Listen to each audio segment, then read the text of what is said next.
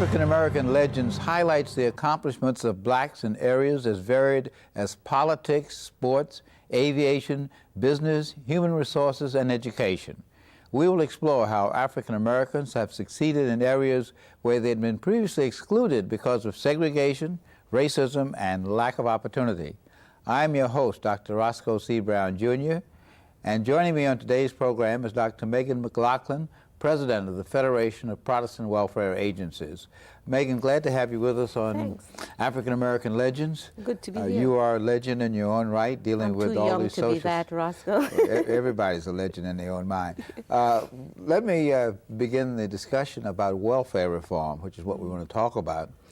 Why is there such a current emphasis on welfare reform in this country? Well, it is part of the anti-poor, and I would add anti-black movement in this country. There are those who tend to associate welfare, the receipt of AFDC welfare, with being of color. AFDC is... Aid for Dependent Children, and that's what we call welfare. It's a specific federal program funded through federal, state, and city match. And that's what's called welfare. So that it is part of the anti-black and anti-poor movement in this country. Somehow, I think politicians have got the view that if they say something negative, blame poor people for the economic crisis, that it will fly, and at least they can ignore the real issues. And it's working to some extent. A lot of the what you hear about welfare is false. We call them myths. I call them lies because they're deliberately told. But they have built a case against helping poor people. And the major program is welfare. So it's being used, A, because it's part of the anti-black, anti-poor movement, and B, because it allows them to get away from the real issues that we must address in this country, that we need to address, which has to do with lack of jobs and lack of jobs that pay adequately. You know, so this is a kind of a smokescreen, but a lot of people are buying it, which is very tragic, including some black people. One of the things that happened in the election 2 years ago, where the Republicans took over the House of Representatives, is that part of the contract for America was getting rid of welfare, putting people back to work, although they did not really have a specific plan for that.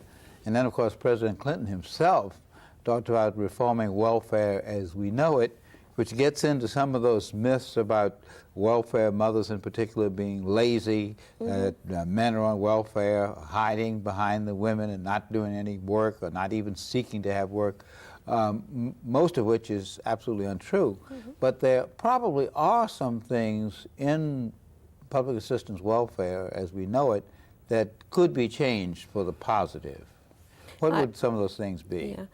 Just before saying what could be changed, I would like to take just a minute to really talk about a couple of the myths, because I think that some people who are listening may in fact buy into some of those. One is that there are a lot of adults and a lot of males who should be working who are on welfare. The fact of the matter is that it's called Aid for Dependent Children, and it's a program that is designed to provide financial support to children and the caretaker, usually it's a woman, in times of crisis, so that the majority of recipients of AFDC, the majority is children, and a lot of people are not aware of that. Another myth or another lie that's told a lot about welfare is that people have children to get welfare. Now that's an insult to anybody's common sense, and I think that because someone needs welfare doesn't mean they have lost their mind. It's not that much money.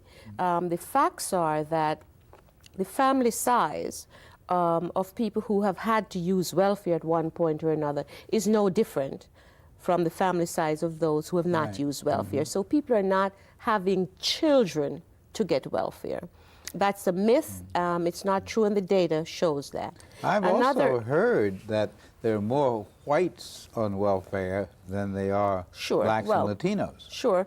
Proportionately, in terms of raw numbers, there are more white people on welfare. There are a lot of more white people who are poor. So, of course, there are more whites on welfare. Proportionately, there are more black and Latino people on welfare because we are disproportionately represented in the lower working class and in the poor communities. So it's not an accident. Another point which should be made is that people do not stay on welfare forever. When Mr. Clinton talked about changing welfare as we know it and talking about time-limited welfare, he himself was buying into the myth that people go on welfare, once on welfare, always on welfare. That is not true. The majority of people go on welfare. It's time limited. They had a hard time. In many instances, marriages break up or for whatever, you lose a job. They go on welfare and they get off welfare, and sometimes they come back on. But people do not, a small group of people stay on for a long time. And when you talk about what should be done to reform welfare, many of us have thought that that is an area that warranted some attention but did not get it. To isolate those who have stayed on more than a certain amount of time and see what needs to be done to get them off of welfare. But that was not the approach that they took. So people do not stay on welfare, once on welfare, always on welfare. That has never been the case. And one final point, which is that, welfare serves as a safety net for poor people. A lot of people who work full-time are still below the minimum that this society thinks they should have. So they kind of float between welfare and low-wage jobs. So it does serve as it has served as a safety net for those who slip and slide in and out of the labor force and must get money to take care of their families. One thing I've always wondered about, they want to take all these people off of welfare. There are not enough jobs, period, and not enough adequately paying jobs. What's going to happen to them? The suggestion is that the private sector, that philanthropy is going to pick it up, but more recently they've been pointing up in this organization that studies philanthropy, that philanthropy is very, very targeted. It's targeted around people's interests, around their religion, around their geography, and it is not for general things like feeding people and giving them a home and giving them clothes. And even if it were, I think that if you took the total amount that foundations and corporations give in any one year across the nation, it could not fill the gap in the New York City's budget alone. So it is, I think, disingenuous, to put it nicely, for anyone to make that kind of suggestion that the private sector will fill the gap in terms of money. And it's also disingenuous to say that the private sector will find the jobs. All of us know AT&T just laid off 40,000 people. Question, where are they going to go? And every day you pick up the newspapers, whatever city you live in or county, people are losing jobs, and skilled people. And if skilled people cannot find jobs, I would submit to you that it's going to be even more difficult for unskilled people to find jobs. Of course, this really relates to the major crisis that the country faces now, the global economy. That jobs that we used to have here that paid fairly well, which were really based on exploiting the resources of other continents, now have gone to those other continents. So one of the questions that is a question for the 21st century, it's really a pivotal question, is are there going to be enough jobs as we structure work now, 35 hours or 40 hours a week, for everyone? Probable answer is no, which then means we'll get into things like job sharing, shorter work weeks, public subsidy. Because in the final analysis, when you have a society where many, many people are very, very rich, and even more people are very, very poor, it's to the rich segments of society to balance that so that the poor people don't, in fact, revolt or whatever that is. A revolt might be crime. It might actually be a political revolt.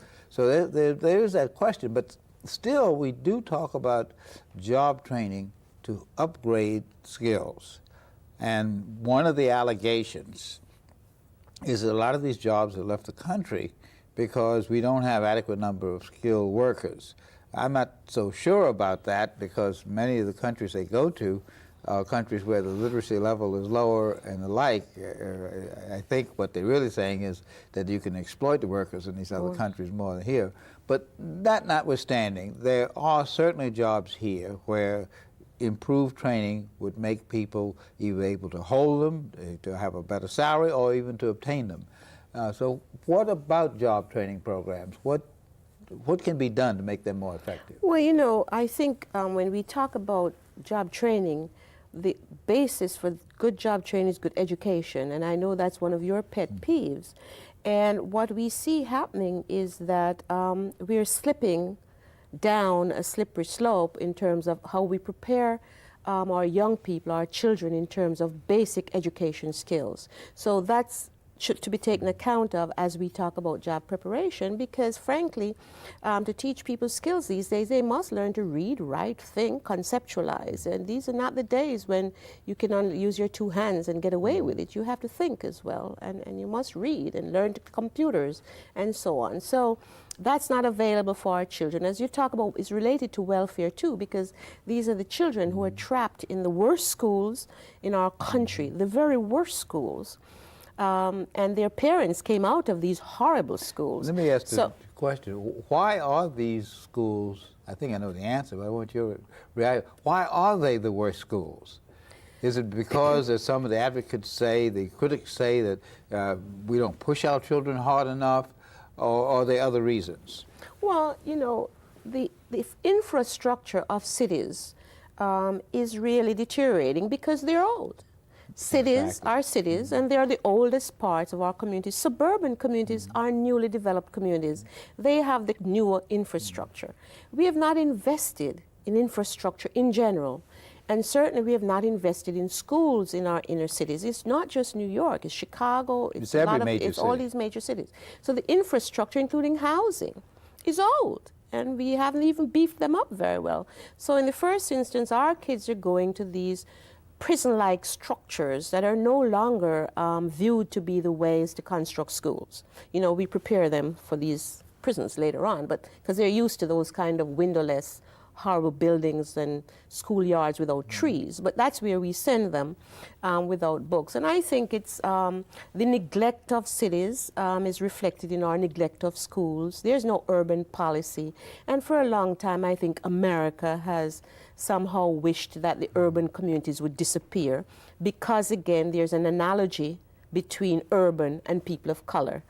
And I don't think that needs a lot of explanation. It has not been a priority. We do not have an urban policy now. We do not have an urban policy. And yet we have a lot of people in the urban communities. They are centers of learning. Wall Street is in New York. The arts are here, the museums, and those will thrive. But some of the other aspects of the infrastructure we're allowing to further deteriorate. So I just think we have, it's slipping and sliding because we are ignoring the urban centers for all kinds of political reasons. And as we lose population, and therefore lose influence on the electoral process, I think you'll see less interest. Yeah, but one of the things we're doing at the Center for Urban Education Policy here at the Graduate Center is looking at regional solutions. We are now finding, we work with the Regional Plan Association, that many of the problems that have been thought to be urban problems are now spreading into concentric circles around the cities. So the older suburbs are beginning to experience the same problems. Sure. Because if you recall, the history of the suburbs is after World War II, people wanted to get out and have a house and a plot and a car and so on. And the suburbs became overcrowded, the roads became overcrowded, the cities were neglected. Then we had urban renewal. But urban renewal really meant taking the poor people who had lived in the city and moving them to other parts of the city. So in one sense, as I said, a pivotal crisis for this country in the 21st century is its economic future, which has to be tied to its social programs and its social support. But let's talk about job training programs. Some of them have worked well, and we've developed some principles that might cause them to be more effective. What are some of those principles? I think that, to say, we must invest in jobs programs if they're to work.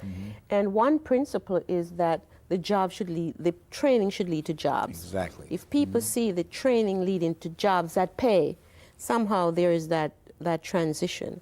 I think that the what we have had in the past, in many instances, because as you said, some programs have worked and worked well, and but when you prepare people for obsolete jobs, or to prepare them to work in fast food stores where there is no future, it doesn't work too well, because the people who are being trained can analyze what's good for their own futures, and they see that this is dead-end training. So one principle is that the training should lead to jobs. The second related principle, jobs that pay.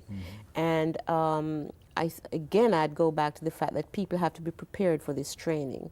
And the other thing is that I know none of these recipients have children. Yes. And if you're going to put people in job training, you got to provide child care so that they can be comfortable that the children are taken care of.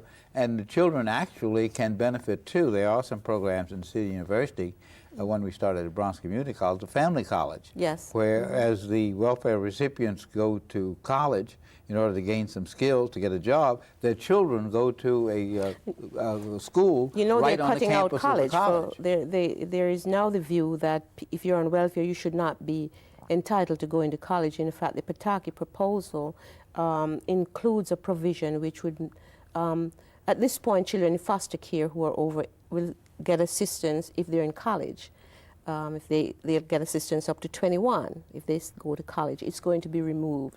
So there's the That's punitive. Very punitive. Well, it is punitive and it's short-sighted, because one thing you know is once that young person goes to college, that person's future is enhanced. In addition to that, the family of the future family that their futures would be enhanced as well. So, there has not been the commitment to helping poor people, whether they're on welfare or they're in job training programs, because somehow we have an ambivalent relationship. The Protestant ethic reigns supreme, and many people forget that they have benefited from AFDC. And to be very specific, I would hope that people who are listening to this program would see that they should get themselves involved in the debate. Let's be honest, many people listening have benefited from AFDC at some point or another. Let's not forget that, turn our backs or get angry that we did. There's nothing wrong with it. You needed it, you got it. Now let's make sure we have it for those who come later on. It's like corporate welfare. This country has had corporate welfare for Lockheed and Chrysler and a lot of other companies, particularly during the defense era. And now, right now. And including now. And that is considered to be a good investment. They say, well, Chrysler had a $100 million loan, and as a result were able to save themselves and now making money and the like. Of course, it goes to the stockholders. It doesn't go necessarily back to the government immediately. But the theory is that you prepare for the future. Yeah. You train your people. You invest in the infrastructure of a corporation. And human beings ought to be seen the same way. But when there's such a mean-spiritedness that talks about welfare queens based on extremely, extremely few individuals, then they say, well, this is the way these people are. And that relates to development of a two-class society. America's always prided itself as much as it can on being a relatively classless society. But now, as we're seeing the rich getting richer and the poor getting poorer, we may be at a point where we have to examine, do we want a classless society, or do we want the trends that are now apparent? Well, I'm pleased to see that there is some growing recognition among the American public that there is that we're hearing extreme positions. I'm not sure, at least I hope, that the American public is not ready to say that there should be no entitlement to the basic needs. I think people are still saying, we need to help those who fall on hard times, and that's what a civilized society is about. And I know it may be out of style, but I do still believe that that this society should make provisions for people who fall on hard times. I have a doctorate, and I have done fairly well in life. And I still say I'm one major illness away from AFDC, from welfare. God forbid something happens to me. Well, that's true with most middle-class people. So we shouldn't be so sanguine and we shouldn't remove ourselves from those who are needy at this time, because many people who are needy at this time won't be needy in 2 months or 2 years, and we who are not needy now may be. And when we turn around to look for this safety net that we think our government should provide, it will not be there. So I would really hope that those who are listening would pay attention and recognize that these are some fundamental changes that we are all making. This is our... Well, what is your answer, though, to people who say, well, we know of people who sit in housing projects and other places and they don't work, and you have a generation, the grandmother's been on welfare and the daughter, and now the granddaughter's on welfare, and they don't really want to help themselves. What do you say to that? I know that's not a natural feeling for people not to want to help themselves, but some people do fall into that cycle. What do you do to break that? I would say a couple of things. I would say it's not the majority. I would say I know. It's not even I would say to them, proportion. I'm sure you have some friends who cheat on IRS, and you have some friends who do things with school loans. I'm not saying it does it right. I'm just saying, so I'm sure you're aware that no program is perfect, okay? And if you know people are cheating, report them. Because I think that we should not sit back and have people do illegal things and make the program, give the program a bad reputation. If you know people are cheating, report them. And get involved to make some of the changes that are important. But we should not throw out the baby with the bathwater. That really is the key question. Don't throw out the baby with the bathwater. Well, the solution that the Republicans in principle and some of the Democrats are proposing is block grants. Give it to the states. Don't have federal regulations that there need to be a certain number of people who receive aid for certain kind of things. And it looks like block grants are going to happen. What can we do, assuming block grants do happen, to maintain some degree of parity in the welfare system? Nothing. If block grant becomes a reality, each state will do what it pleases or not pleases. Within each state, for example, there are advocates and there are legal mechanisms.